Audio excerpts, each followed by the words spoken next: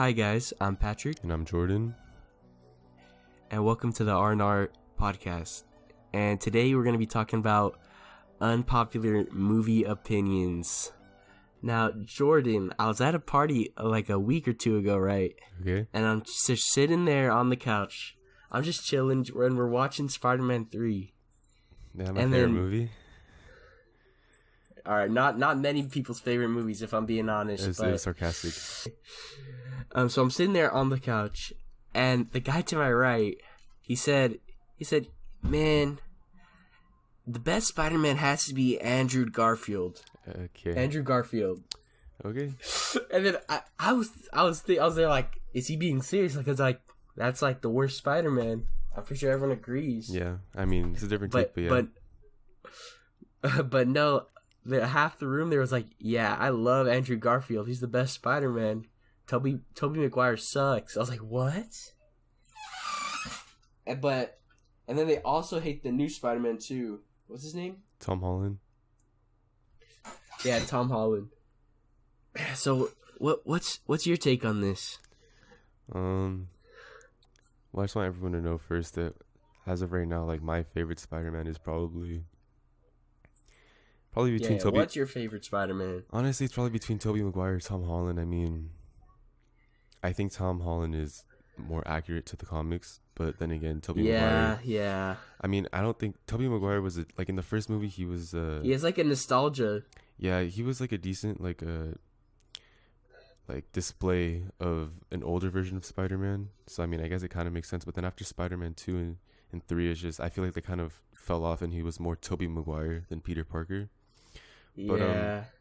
I do. You know, I kind of feel like Spider-Man 1 should have been 3.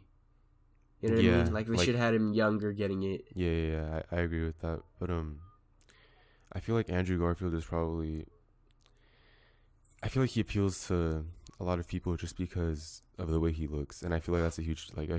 Yeah. That's what they said. A huge factor. So yeah. So I mean, I feel like, especially because when did the first Amazing Spider-Man movie come out? Like in 2012. Yeah, I think around that time. Probably. I mean, I know there was I'll look it up. a lot of hipster trends going on during that time, and I feel like just from the way he dressed to the way he talked to everything, it's just I feel like that made Yeah, people, 2012. Yeah, that made people just so much more intrigued because I mean, yeah, it was a different take on Spider-Man, and I guess the people that didn't really know too much about the comics, I feel like that's what really attracted them and brought him in, is just because this new take on Spider-Man is, yeah, honestly, I feel like everything comes down to appearance, the way he looked, the way he dressed, his hair, everything about it. So, I mean, for me, he wasn't my favorite. I enjoyed what he brought to the table. Yeah, but mine neither. It wasn't, for me, that wasn't really Spider-Man. And then especially because Sony, they've been struggling to make a ton of superhero movies. So, I mean, I'm happy that they made the deal with Marvel to let them use Spider-Man, but I do think that another reason why people don't like Andrew Garfield that much playing Spider-Man is just because of how the movie was supposed to be. I feel like he played the way he was supposed to play the role of Peter Parker of Spider-Man, of how Sony wanted him to play and like portray him. I feel like it was good, but I feel like because of that, that's why a lot of people bash on him, because they're the ones who are telling him what to do and all that other kind of stuff. And I just feel like that's a huge reason as to. Yeah, if I'm being honest, the reason why I don't like the Andrew Garfield versions is because, like, I never thought of Spider-Man as, like, kind of the cool kid of the group, you know what I mean? Like, Yeah. In that movie, he felt, like, kind of cool because he looked, like, nice, his hair was all did up. Yeah. But, like, Tobey Maguire, he fit that role because, you know, Spider-Man's not some cool guy. He's, like, this geeky guy who's into, like, science. He's a really smart dude. And that's the one thing that. And this is what I'm going back to. I feel like I don't really think it's Andrew Garfield's fault. I feel like it's not his fault. It's just I feel like he's not the one for the role. Yeah, I agree. You know what I mean? Yeah. I feel like it should be someone who looks like. I mean, but then again, Spider-Man. Like once Peter Parker becomes Spider-Man, he turns into the dude with abs, with the muscles, like. And eventually he turns into the guy with looks, but I feel like it's just because Sony. It felt like he's already there. Yeah. Like he never changed Yeah, once he got the suit. I agree with that. It was just he was like he was Spider-Man from the beginning. You know what I'm saying? Yeah. Like even I think with Tom Holland too, he's like kind of geeky, and then once he gets like the suit and like the powers, he like starts being. And wait, does he get the powers in the new one?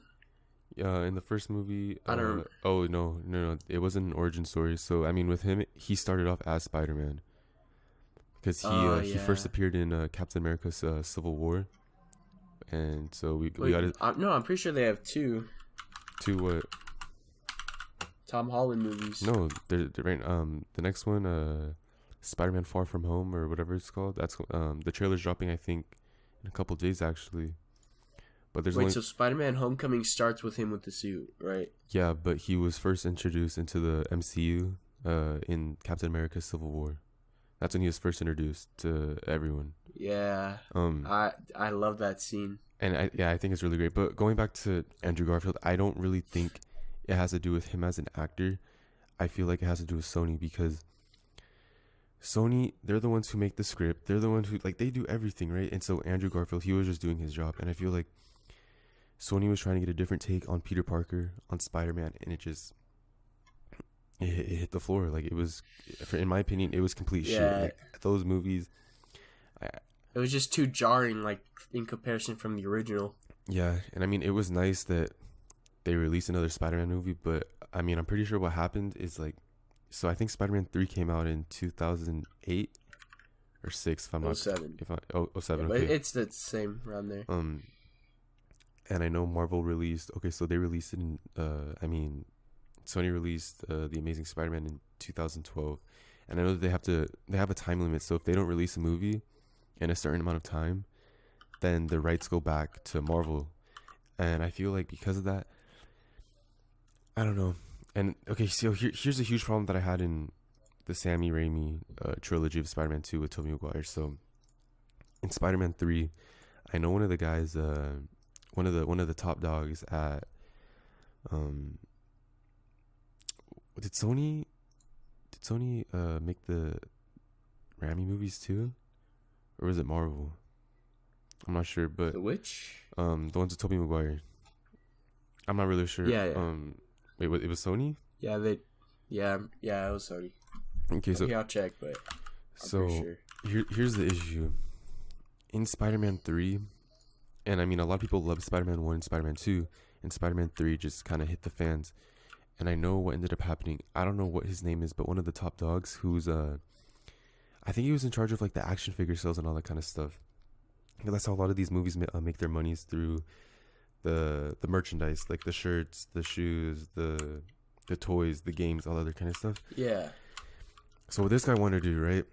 The movie was only supposed to be between Spider-Man, Peter Parker, and Sandman.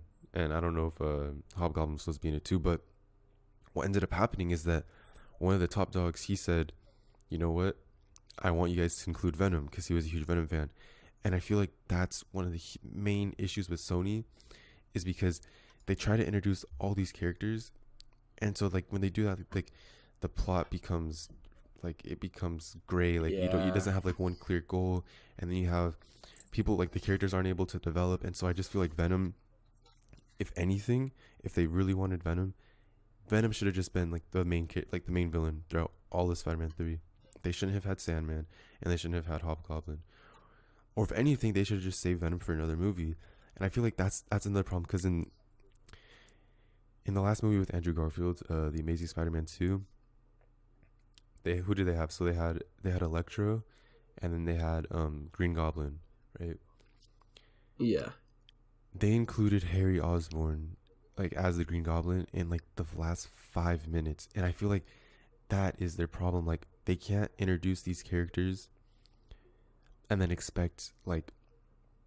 They just want them for the shock value. They just want them for the action figures, for the games, or for their names. So, and I feel like that's what Spider-Man: Homecoming with Tom Holland did really well, is that they only focused on the Vulture, and with this villain. And this is what Spider-Man 2 did too, with Tobey Maguire. They focused on the backstory. They made you connect with the villain in some way, to the point where you kind of like, you're like, okay, like I understand where he's coming from. What he's doing might not be good, but I kind of understand. And so like with the Vulture in Spider-Man Homecoming, you get to feel it's like he's a man trying to provide for his family. And then again, like the whole movie is based around the Vulture as the villain.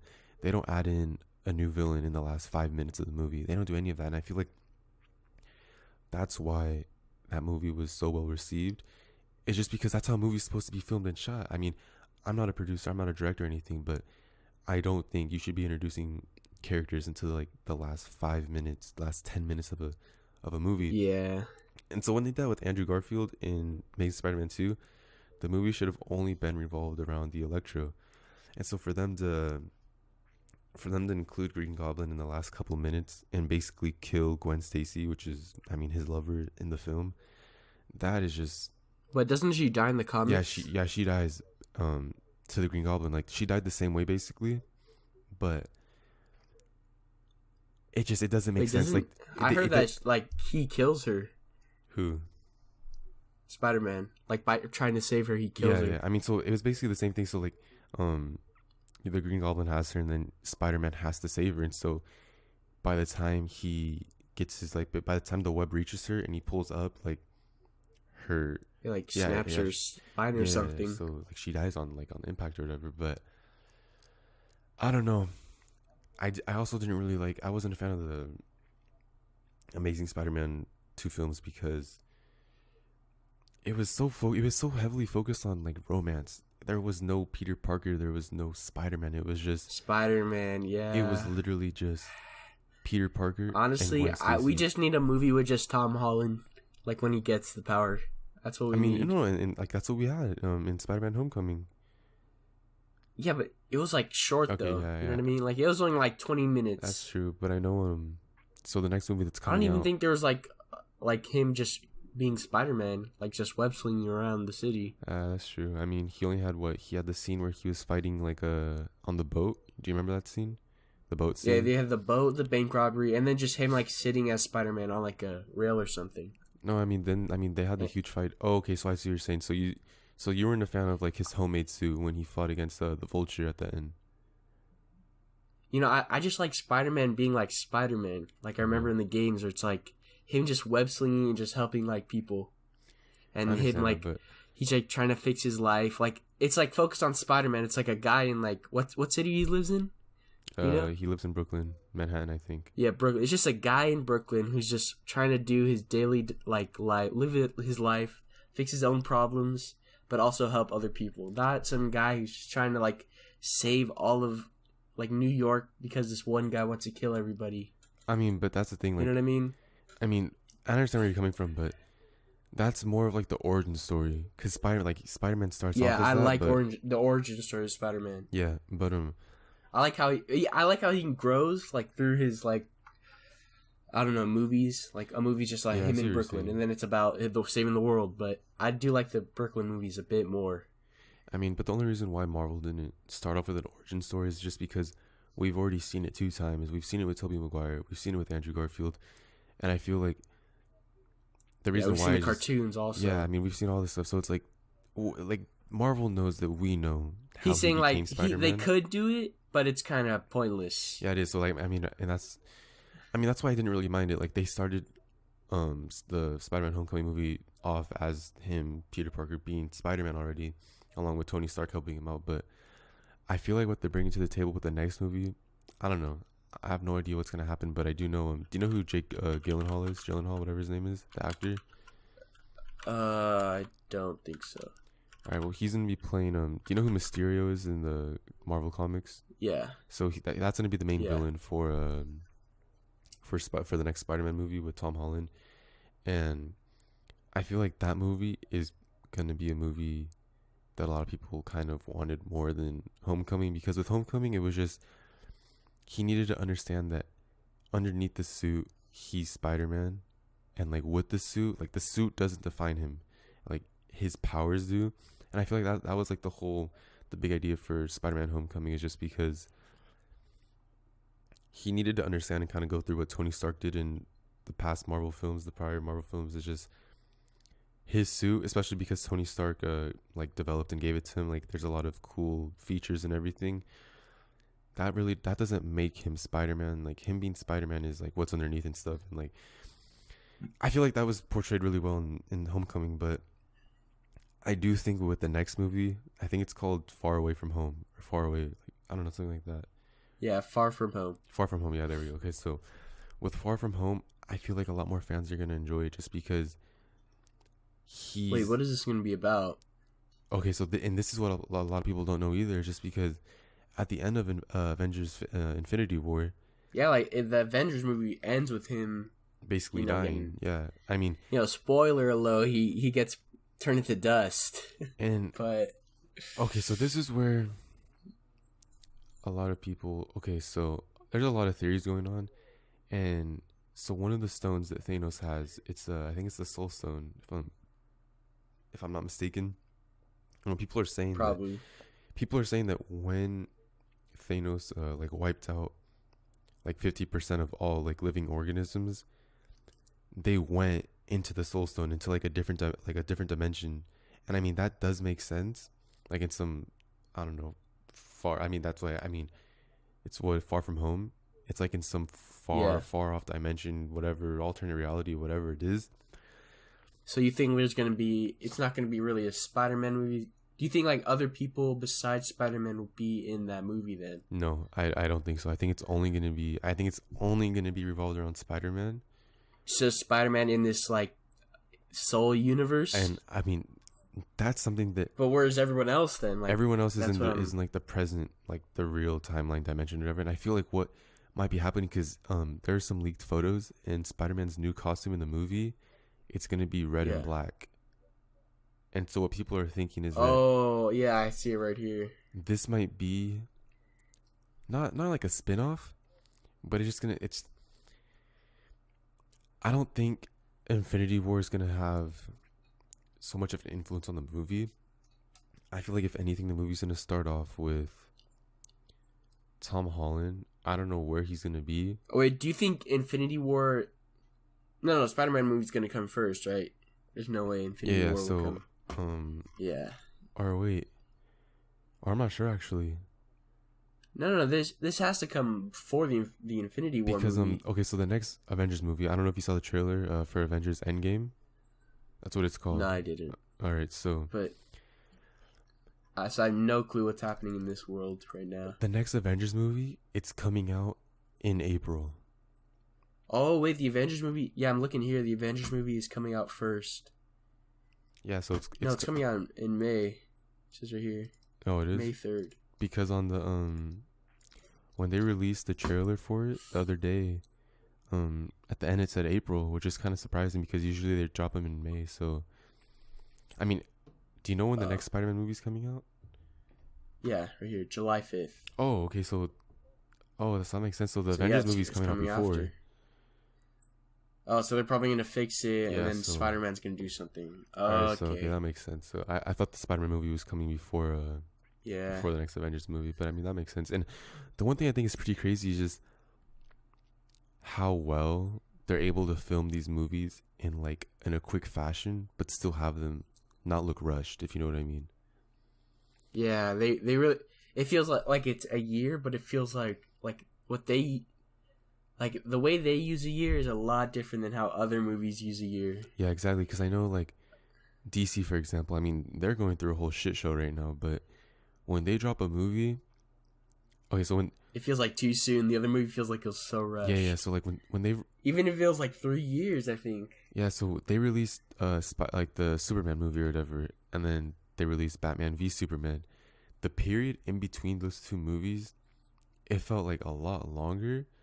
As well as because even when you watch the film, it's like, what the hell is this? Like, I don't know.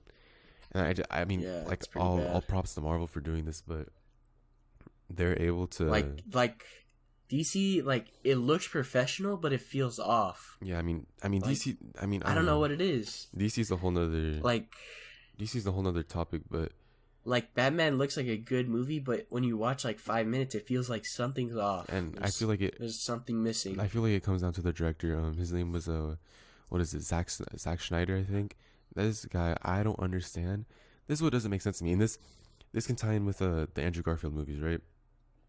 I don't Yeah. understand how they could be sitting, how the whole team can be sitting in one table, right? They're sitting around, looking through the script, reading through everything, and then they close it. They get to the last page, they close the script, right? And they say, "Yeah, this is a go. This is a good movie." Like that's what doesn't make sense to me. Batman v Superman was absolute shit. Suicide Squad, absolute shit, dog shit. Like all these movies were freaking horrible, right? I mean, and I feel like what might be going on is kind of I don't know. I felt like I don't know. Suicide Squad was like I kind of like how the cast was though. Like I didn't really like the story, but like I like how the cast interacted with each other. Yeah, I didn't really I didn't really care for like what was it, save like some town from getting blown up. Yeah, I mean, I feel like the cast was good, right? And I feel like the cast was good for the Batman like the Batman v Superman and the Justice League movie. The thing I have an issue with is the same thing that happened with Tobey Maguire's third movie. I feel like the people, like the big dogs on top, they're like, all right, we need to get the merchandise sales. We need to sell toys. We need to sell all these other things.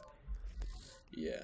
And I feel like because of that, it lowers everything to something that's just like rock bottom. Because I feel like when they do things like that, then it doesn't even really come about the movie. It's not about the movie. It's just about the sales. It's about the money. And I understand that money. Yeah. I understand that money. Yeah, it feels like a cash grab. Yeah. Even if people don't want to admit it, money basically. Okay, so money. The two things that rule the world, in my opinion, it's money and politics, right? Money. I feel like those two things are influenced with everything, and I feel like it's so easily shown and displayed throughout all the DC movies that all they're trying to do is just make some money, you know? Because it's just, I don't know. Yeah. It doesn't make sense to me, like how that like, is. But I feel like the actors that they choose, they choose based on like how popular they are, not on if they fit the role. I mean, yeah, I agree with that. I mean, there were some characters I didn't like. Isn't like Will Smith with isn't he Deadshot? Yeah, Deadshot. Yeah. Yeah, like I've seen Deadshot in the video games. And I did not picture Will Smith for a Deadshot guy. Yeah, I mean neither. But I mean, here's the thing. So I feel like the cast. I mean, I feel like they do have to be somewhat talented to be able to perform as like the character.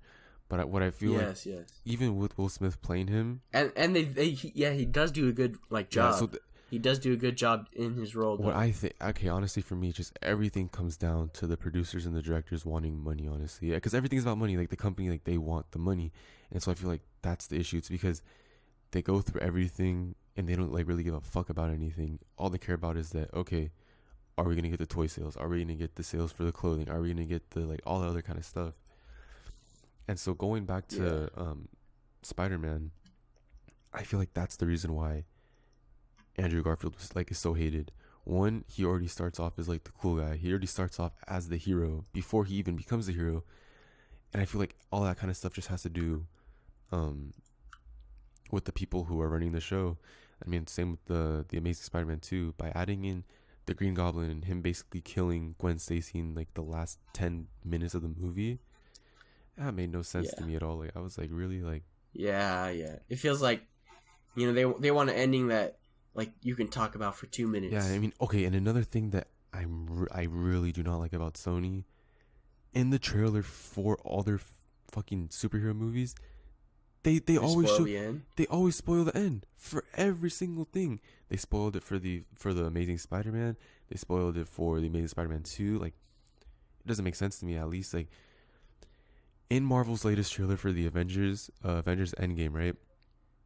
Yeah. Basically, they showed very little, and I understand that the movie's still not for another 5-6 months, whenever it is, 4 or 5 months. Yeah, but even by now, like, DC would be putting trailers that showed like their whole like movie. You know what I mean? I mean, yeah, and Sony does the same thing, but what I'm trying to say, but Marvel doesn't really do that though. They like wait till last week. Marvel's doing things like the way it's supposed to be done. They're not fucking showing the end scene. They're not giving away. Okay, and another thing that I really like, what Marvel does, I don't know if you remember the past Infinity War trailer, but do you remember how in the movie Hulk couldn't become Hulk? He had to use one of Iron Man's suits. in Infinity War. Do you remember that? Yeah. And do you know how Thor doesn't have an eye? He's like missing an eye. Yeah.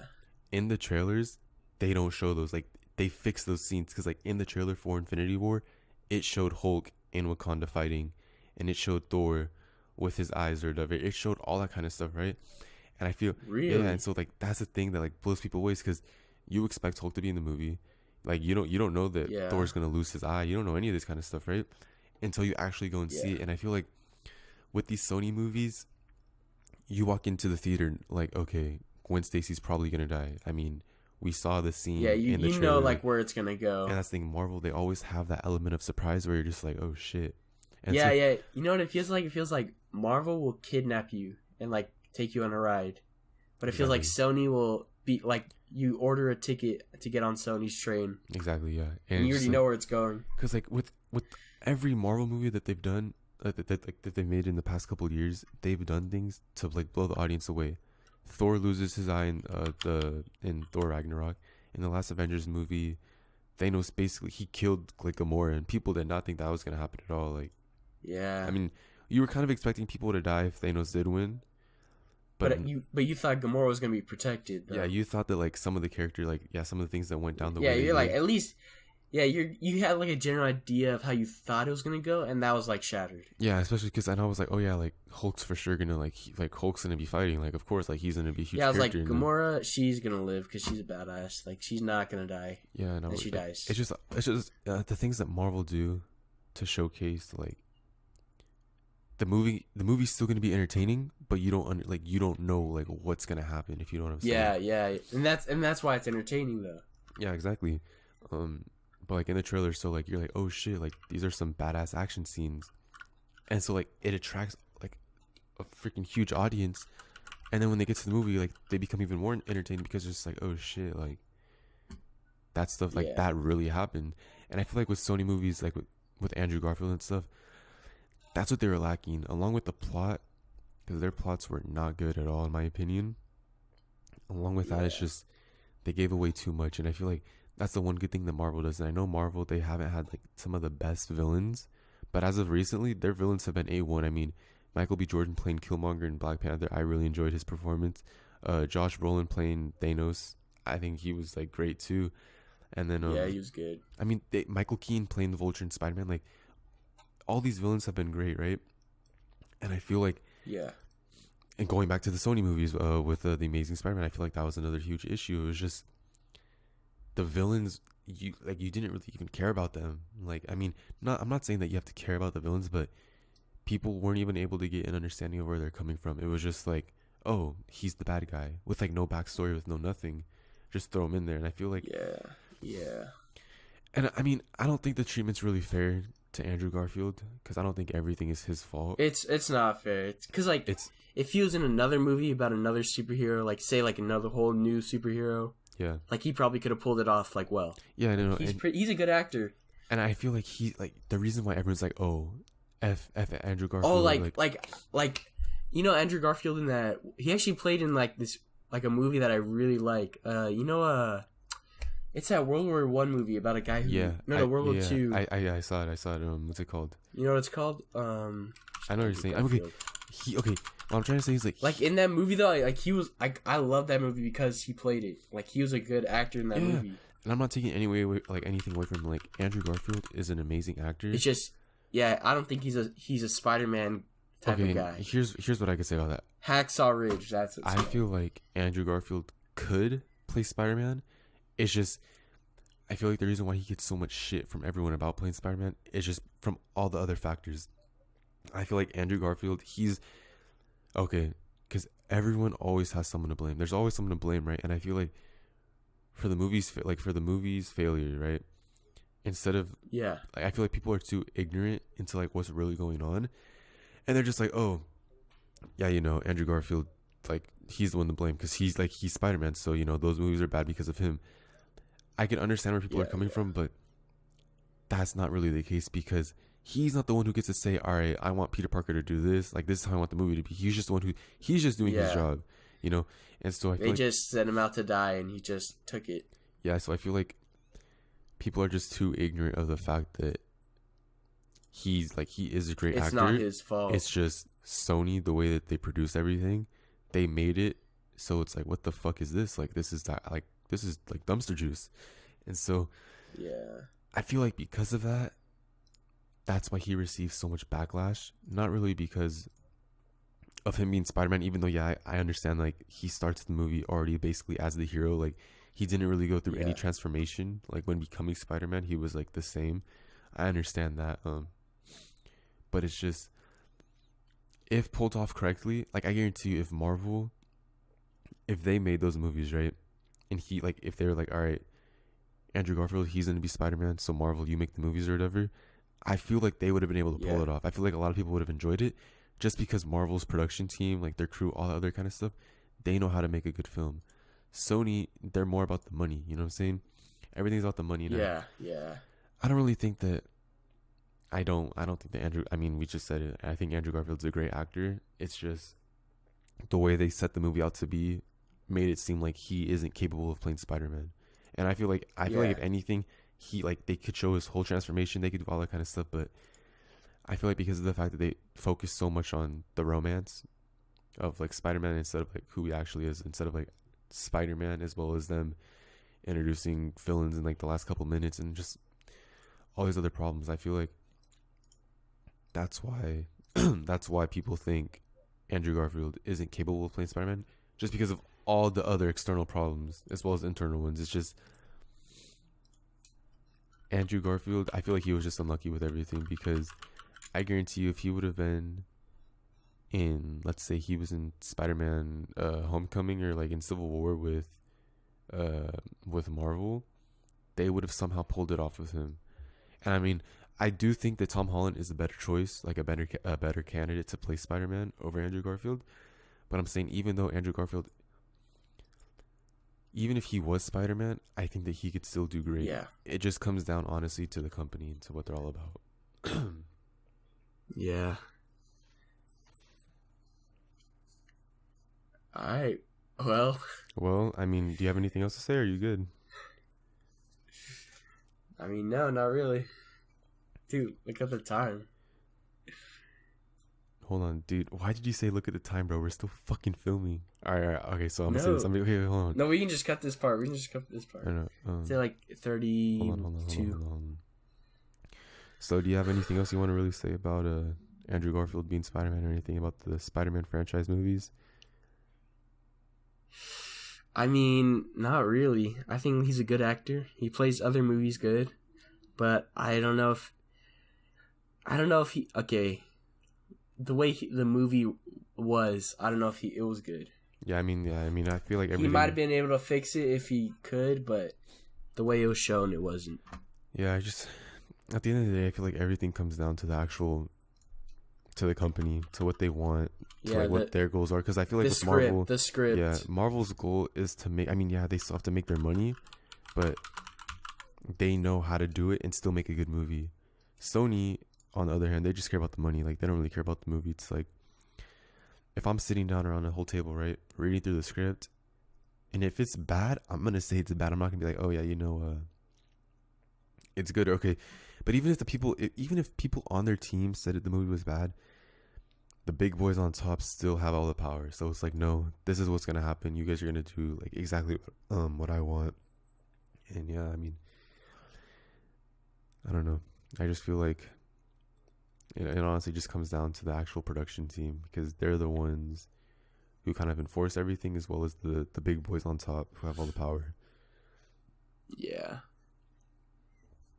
All right, well, so that sums up our broadcast for our podcast. Oh fuck, I might fucking cut that shit out. Hold up, I said broadcast. Holy fucking monkey ass. Do you have anything you want to say? Because I'm just gonna say. I mean, no. All right, okay. I mean, I was kind of no. Yeah. That sums up. Oh fuck, I can't even talk. All right, hold up. That sums up our podcast for today. So thank you guys for all watching, especially if you guys made it to the end of the video. Make sure to drop a like if you enjoyed what we spoke about, the video, everything as a whole. And don't forget to subscribe and comment what you guys think. Let us know what you guys feel, how you guys feel about Andrew Garfield playing Spider-Man, Tom Holland. And make sure to let us know who your favorite Spider-Man is. But until next time, guys, it's been RnR Entertainment. Peace.